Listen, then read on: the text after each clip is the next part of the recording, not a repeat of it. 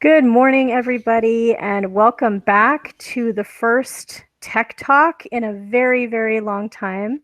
My name is Jamie Trujillo. For those of you that I haven't seen for quite a while, it's so good to be back doing these. I'm here with the fabulously brilliant Cash Clifton, and we will be talking to you about different open educational resources that you can use to facilitate the online instruction for any class closures that you may be experiencing over the next month or so. Cash, did you want to add anything really quickly before I go into my I part? just want to add that we are here to help. We have an emergency support website that was put together, and there's going to be lots of webinars. There's going to be lots of additional meetings this week to support you and get everybody through this. So please watch your email. There will be lots of communication coming. Yes, absolutely.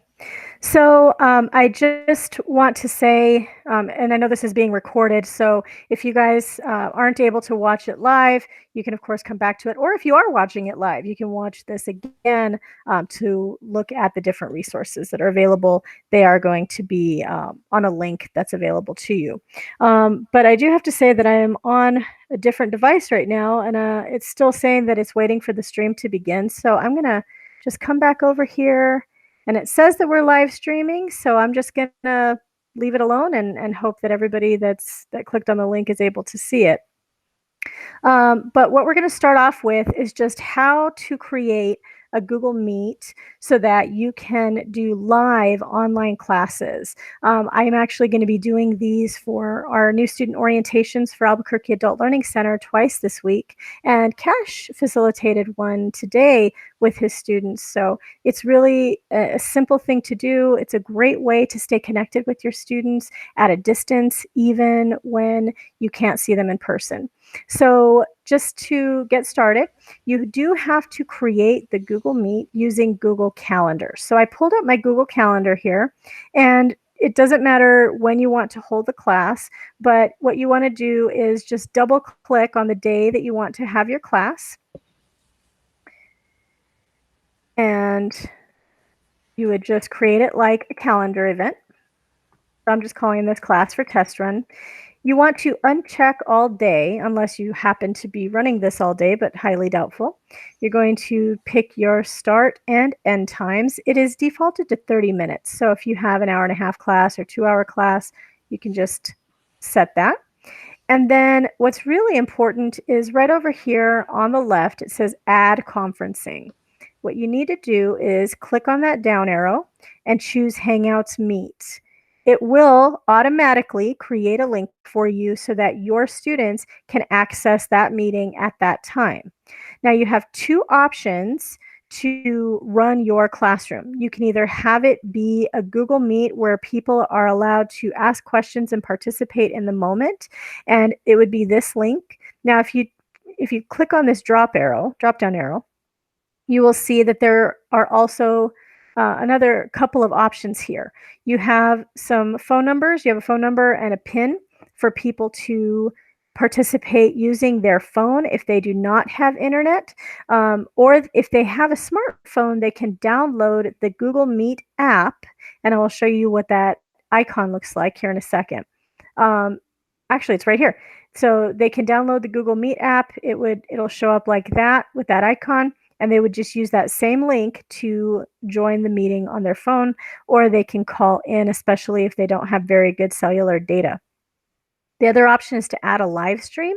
If you click here to add a live stream, it will create a new link for you. And this is what I shared with everybody for today's webinar. Now, the benefits of doing a live stream versus just a regular Hangouts Meet is that if you wanted to just do a lesson that people watched passively without having to worry about noise or feedback from any of the other participants, you can just do a live stream.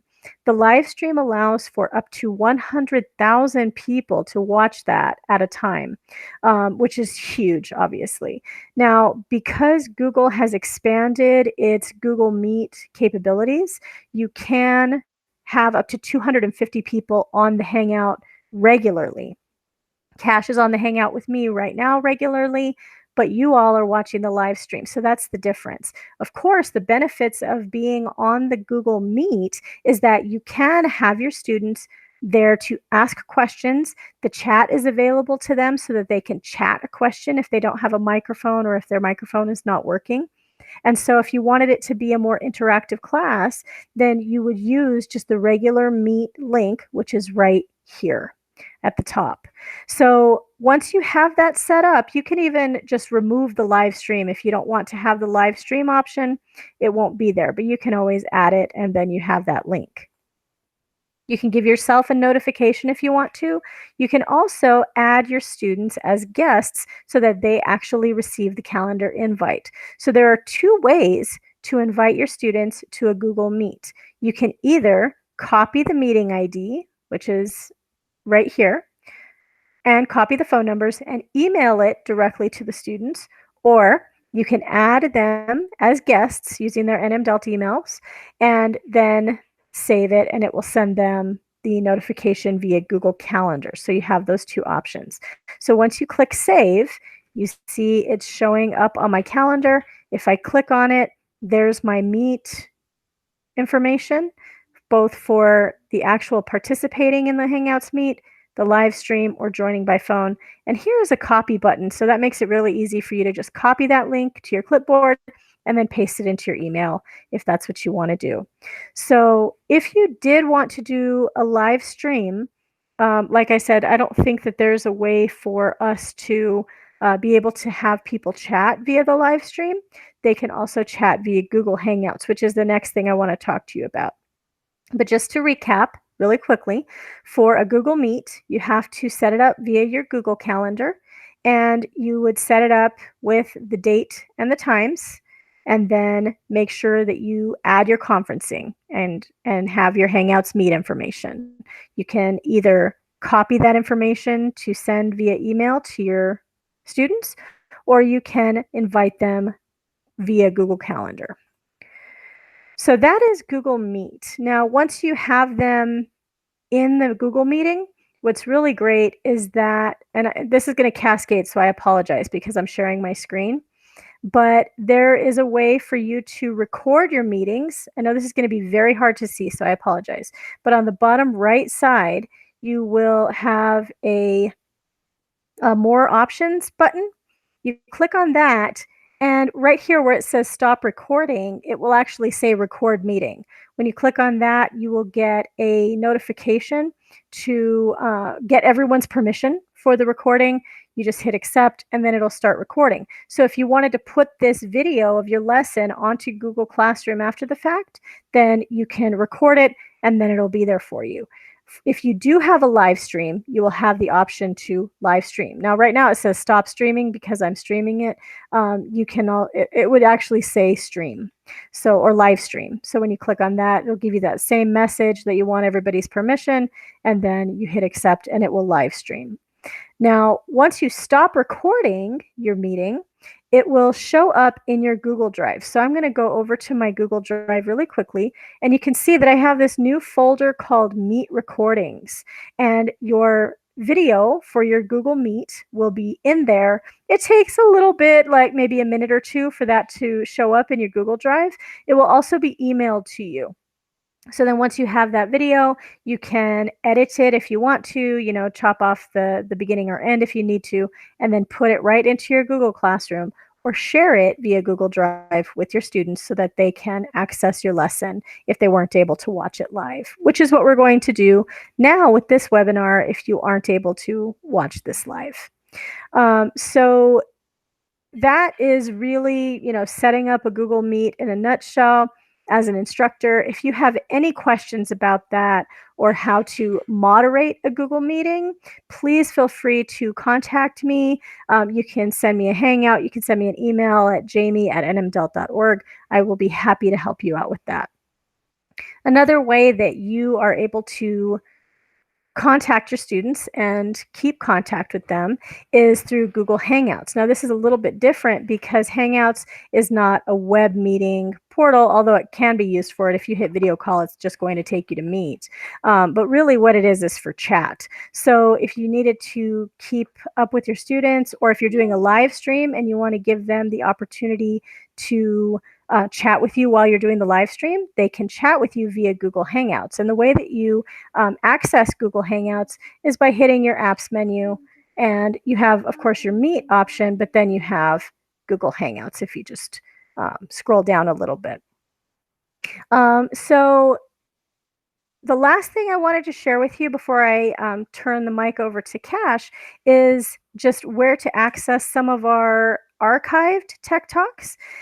For some of you who are new, or for those of you who haven't been on in a while, you can always go to www.nmdelt.org, and please make sure to put in the www, because if you don't, the website won't work. So make sure that you put in the www. And then there's a resources tab, and there's all these different resources here, but there is also an archive option. So if you click on archives, you will see a lot of our video archives from our virtual conferences, from our Tech Talks, from our ELL Tech Talks, and different presentations we've had. So again, if you just go to nmdelt.org and click on archives, you can watch all of those videos. There is a wealth of information there for you, so that you can get a lot of really great free resources as you're trying to be creative now that classes are not, for most of us, not being held face to face. And with that, I'm going to stop sharing my screen. Let me stop sharing real quick, and I will turn it over to Cash. Thank you, Jamie. You're welcome. Let's see. Let me get my screen live here.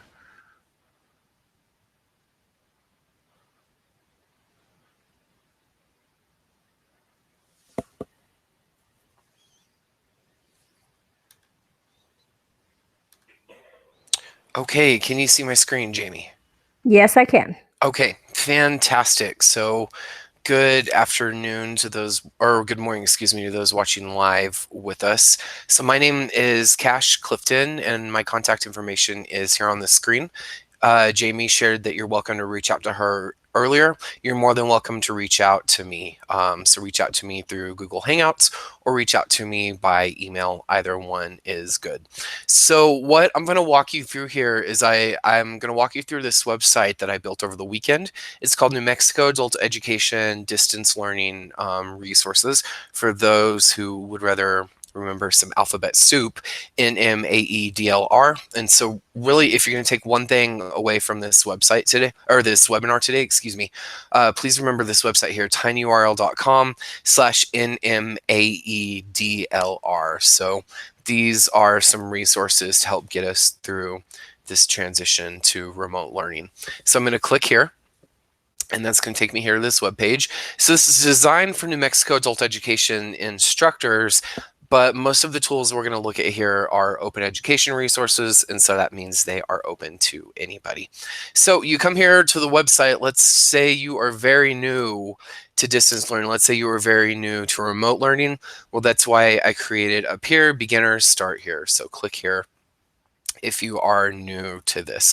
So here's where you can see the webinar that we're in right now to get people started on all this. Now, if you are completely new to technology, I suggest you start here, or if you're very, very uncomfortable with technology, so click here for general tutorials from GCF Learn Free. So here is GCF Learn Free, and you're going to learn about technology. So I'm going to click on technology here. And as I scroll down, if you need even to start with the basics in terms of sending an email, this is where you can go. If you need the basics in terms of browsing the internet, this is where you can go. If you want to get into Microsoft Office, if you want basics with computers, online safety, Windows and Macs, this is where you can really learn those core computer skills that some of us may have, some of us may not have. Now, I'll tell you some nice things about this is the tutorials go from pretty basic to pretty advanced. So if I click on Excel here, So Excel, understanding OneDrive, benefits of using OneDrive. Now, as you continue down, you can get into some really advanced information here. So this starts with a workbook, but as you continue on down, you can even get into pivot tables and some really, really advanced, cool kinds of things. So again, GCF Learn Free, that's a great place to go if you need core computer skills. Now, if you are an experienced teacher, but you're not terribly comfortable with remote instruction, Quality Matters is generally considered the international standard in distance learning. And so they have right here a checklist for emergency remote instruction. So you click on this, and you can download it. Now, I know adult ed doesn't necessarily fall under higher ed or K-12. I'm going to suggest that you use the higher ed checklist for adult ed. In my opinion, it's going to be the more relevant to our purposes here. So it's just a few pages long, and if you're not sure what you should do at a minimum to create a quality remote learning class, this is a place where you can go and learn a little bit about best practices. Now, today we're bringing you a Tech Talk. Jamie mentioned earlier that we have the Tech Talk webinars. This is a direct link to that. And then we also have some fantastic ELA Tech Talk webinars with Dawn and Montserrat. And so this is a link directly to that. So again, if you are new to technology, if you are new to distance learning, get to our website here. Let me put that on the screen again. So this was tinyurl.com/NMAEDLR. And go here, click on beginners, start here.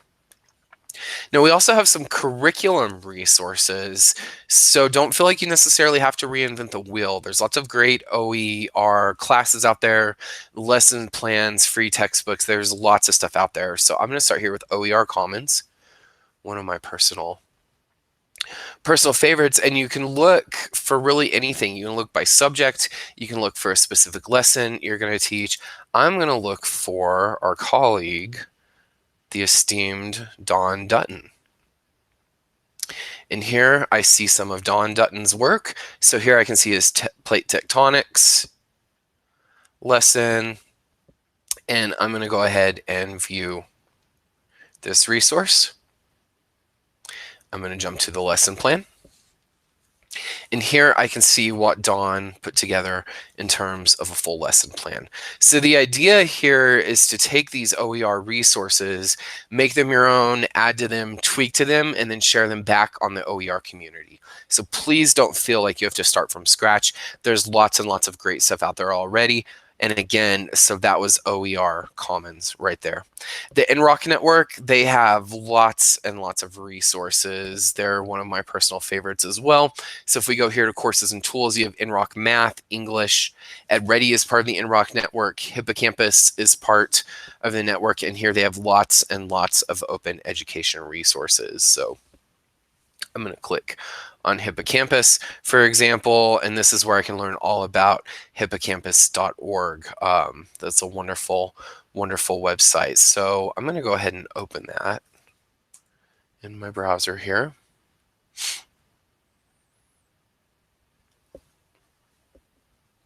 Oh, and bear with me, either the website or my internet appears to be lagging.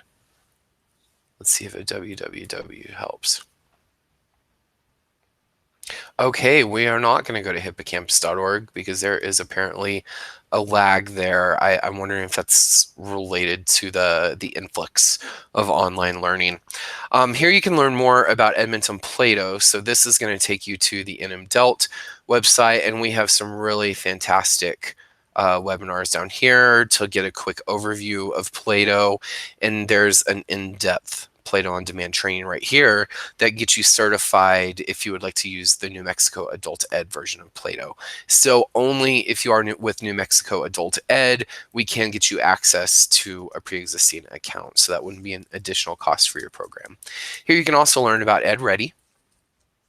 This is the NM version of EdReady, and this is where you can request an instructor account.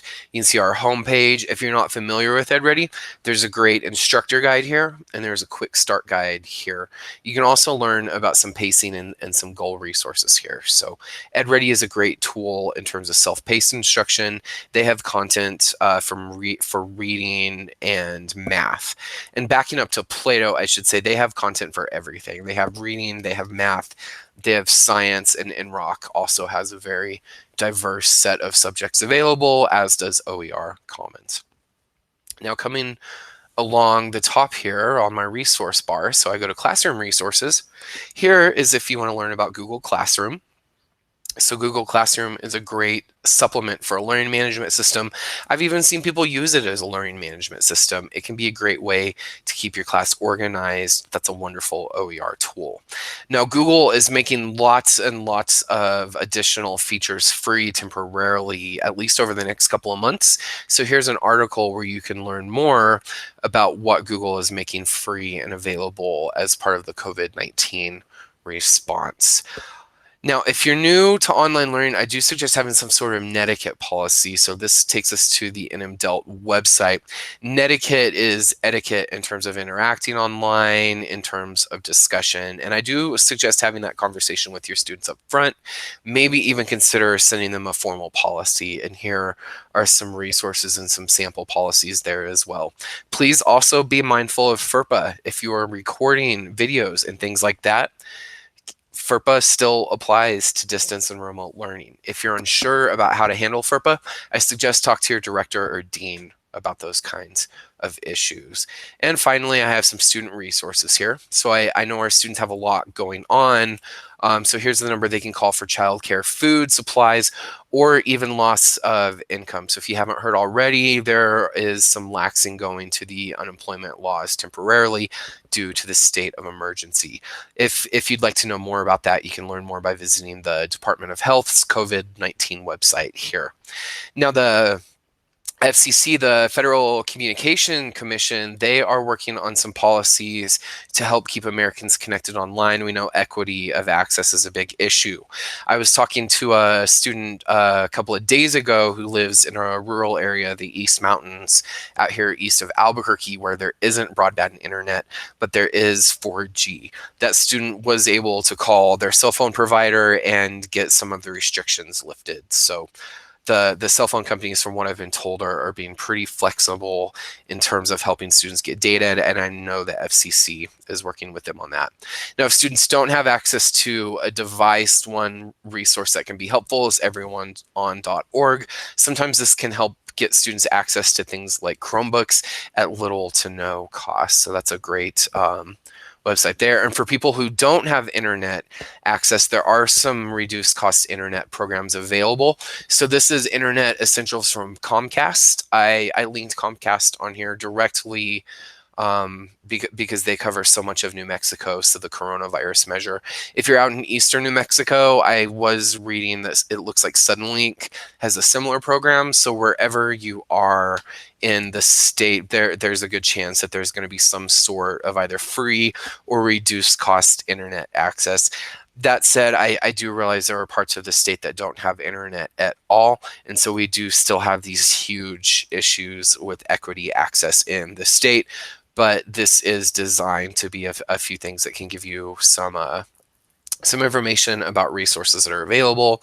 And as far as contact us, again, this is an emergency website that I just made. And so contact us just as my information. So you can contact me by email or Hangouts. So there again, the website with all that information is tinyurl.com/NMAEDLR. It's designed to be a very bare bones list of resources that can help you get through these next couple of months or so. And with that, I will turn it back over to Jamie. Thank you, Cash. All right, I'm going to unpin your screen here. I'm turning my webcam back on. Okay, so just to wrap up, I wanted to mention that Tina Height and the rest of us who used to be on the NMDELT team will be offering more webinars in the upcoming weeks. We're also definitely here for more support as you try to navigate this different environment and trying to make your students' learning experiences as genuine and efficient and thoughtful and as rich as possible. So, necessity is the mother of invention, and sometimes we have to just roll with what was given to us. And so, we thank you all for being willing to do whatever it takes to make sure that your students receive the education that they need. And like I mentioned before, the video for this webinar will be on the special website that Cash created, as well as the NMDELT website. It will be put on my drive, and so I will be uploading it today. If you all have any questions, please feel free to reach out, and we hope that you have a great rest of your day. Stay well and take care.